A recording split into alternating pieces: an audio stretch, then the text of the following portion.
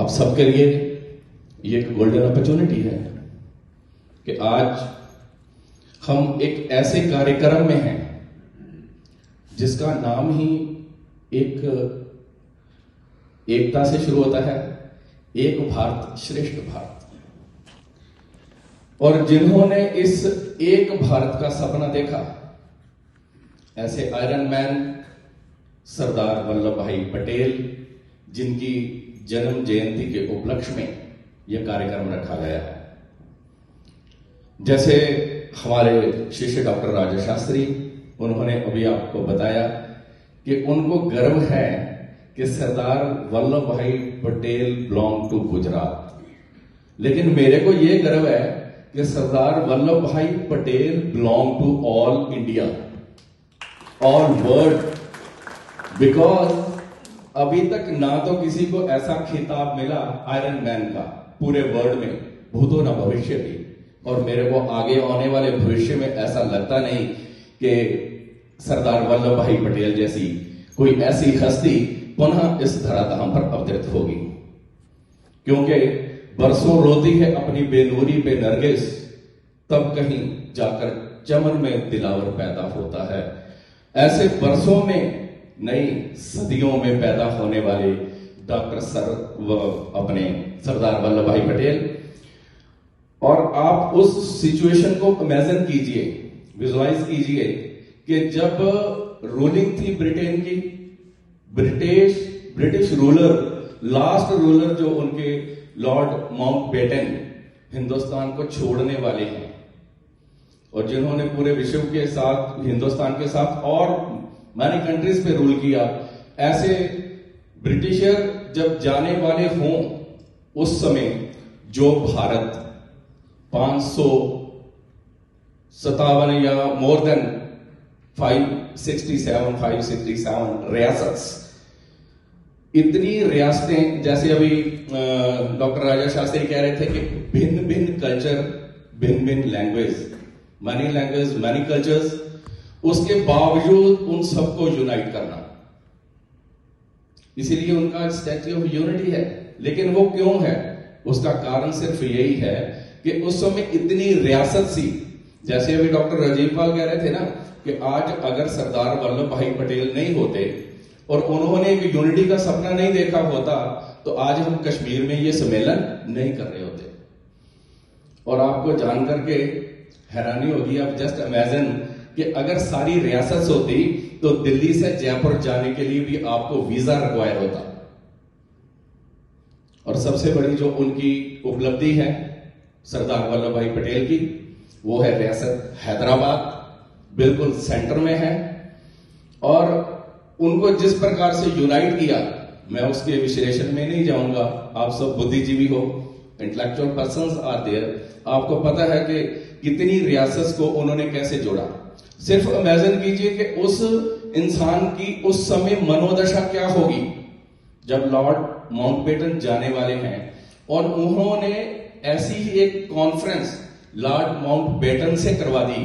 कितनी convincing power होगी सरदार वल्लभ भाई पटेल में कि उन्होंने उस लॉर्ड को भी कन्विंस करके एक यूनिटी की, सब रियासत की एक कॉन्फ्रेंस करा के सबको कन्विंस कराया कि आने वाला आपका फ्यूचर तब सिक्योर है अगर आप सब यूनाइट हो जाएंगे।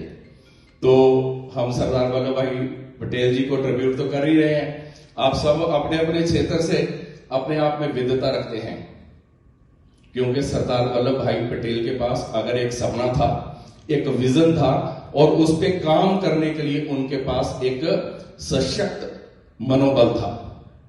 तो जैसे डॉक्टर साहब कह रहे हैं कि हमारे हिंदुस्तान में आज भी हमें बहुत सारी समस्याओं के साथ जूझना पड़ रहा है, पर जहां पर समस्या है वहां पर समाधान भी है। और वो समाधान कौन करेगा?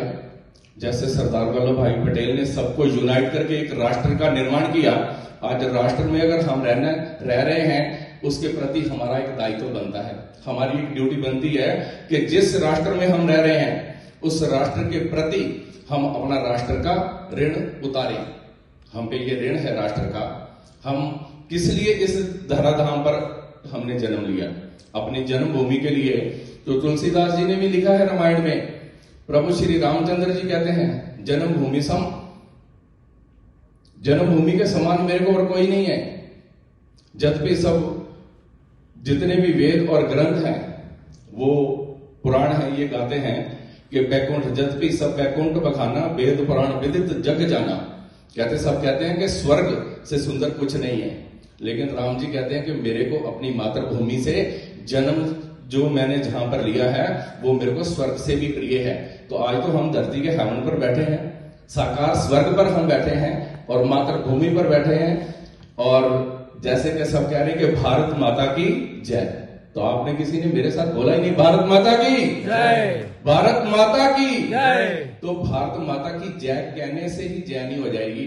और एक शब्द डॉक्टर उपाध्याय जी सबसे सुनता हूं कि कभी भारत विश्व गुरु था।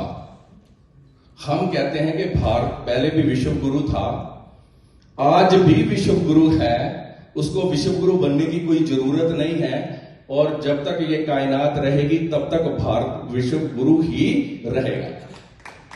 क्योंकि जैसे सरदार वल्लभ भाई पटेल जी के पास एक विजन था, ऐसे ही आज हमारे माननीय प्रधानमंत्री नरेंद्र भाई मोदी जी के पास एक विजन है। तभी तो आप देखें, कोई सार्क सम्मेलन हो, कोई भी सम्मेलन हो, बड़ी बड़ी जितनी भी कंट्रीज हैं, वहां जब वो जाते हैं तो सब उनकी और हमारे राष्ट्र की प्रेज करते हैं और उनके विजन का सब लोग जो है वो लोहा मानते हैं, उनका अनुमोदन करते हैं। बहुत सारे कंट्रीज के जो प्राइम मिनिस्टर्स हैं, उनका ये सपना है कि हमारा कंट्री भी हिंदुस्तान जैसी तरक्की करे। तो हम तो हिंदुस्तान में रह रहे हैं, हमें तो गर्व होना चाहिए अपने राष्ट्र पे, अपनी मातृभूमि पे। और आज देश की बागडोर जिनके हाथ में है, उनके ऊपर हमें गर्व भी है और उनका हमें सहयोग भी करना चाहिए। और जैसे डॉक्टर साहब ने कहा कि छोटी छोटी कंप्लेंट्स हैं कि गवर्नमेंट हमारे के लिए क्या कर रही है, तो हम ये कहेंगे कि हम गवर्नमेंट के लिए क्या कर रहे हैं, हम अपने देश के लिए क्या कर रहे हैं, अपनी राष्ट्रभूमि के लिए क्या कर रहे हैं। और एकता का जो संदेश यहां से जाएगा वो हमारी सिर्फ वाणी से नहीं, हमारे तहे दिल से, हमारे मन से, हमारी आत्मा से। क्योंकि हमारा मन जो चिंतन करता है वैसा ही ऑरा जो है वो क्रिएट हो जाता है।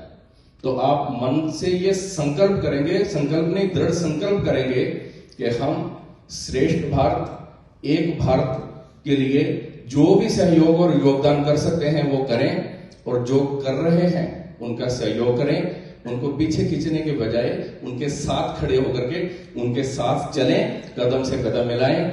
ज्यादा समय ना लेते हुए आप सभी अवार्डीज को एक बार पुनः बहुत शुभकामनाएं। ये आपके लिए बड़ा स्वर्णिम एक मौका है कि जब आप ऐसे किसी सम्मेलन में आए हैं, आपको भगवान भोलेनाथ की धरती, भगवान अमरनाथ की धरती से आप ढेरों शुभकामनाएं लेके जाएं, उनका ब्लेसिंग्स लेके जाएं। और गुरु ग्रंथ साहब में भी आता है, सबे संजीवाल सदाइन कोई न दिसे बाहर आजियो। गुरु नानक देव जी ने जिस दिशा में कदम बढ़ाए कि सभी संसार में जन्म लेने वाले मनुष्य जो हैं वो एक हैं, कोई भी दूसरा नहीं है। तो यहाँ किसी के साथ भी हम ऐसा भेदभाव छोड़ करके सबको अपना ही माने, अपना बहन भाई माने। अलग अलग पंथ हैं, अलग अलग मजहब हैं, अलग अलग रास्ते हैं, अलग अलग स्टेट से हम यहाँ आए हैं, लेकिन यहाँ के हम यूनाइट हो गए हैं। इसलिए वो ब्रह्म एक है, वो भगवान एक है, वो उसने हमें ये मौका दिया है कि हम एक श्रेष्ठ भारत में रहते हुए एक श्रेष्ठ भारत की जो सपना है उसको साकार करें। मैं बहुत बहुत धन्यवाद देता हूं डॉक्टर राजीव पाल जी को, साधुवाद और आशीर्वाद भी देता हूं कि वो इसी प्रकार, जिस प्रकार उन्होंने सबको यूनाइट करके ऐसा सम्मेलन किया है और वो करते रहे हैं, आगे भगवान भोलेनाथ उनको और आशीर्वाद और बल प्रदान करे कि वो ऐसे ही सम्मेलन करते रहें और हम सब लोग जो है मिलकर के एक दूसरे के साथ ऐसे ही मिलते रहें। इन्हीं शुभकामनाओं के साथ हरिओम तत्सत, हरिओम तत्सत, हरिओम तत्सत। भारत माता की जय। ऊंची आवाज में भारत माता की जय।